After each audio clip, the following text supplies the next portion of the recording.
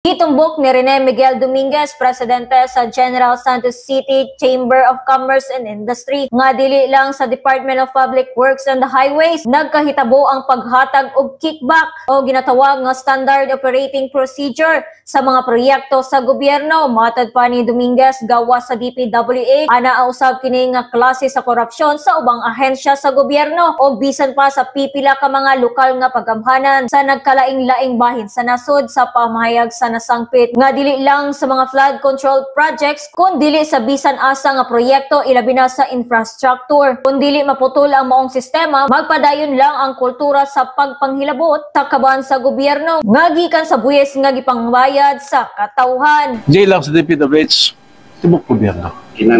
Kung kabalupod ta, di lang sa national, pero bisag sa local governments all around the country, na po yung mga ginatawag natong gamay nga pang-ipit, ang mga proyekto, kabalota, ang surya sa mga ubandiri. Di man as national, bisag sa mga local governments all around the country, ginaluto man gihapon ng mga bidding. So, kung di ta magbakabanha,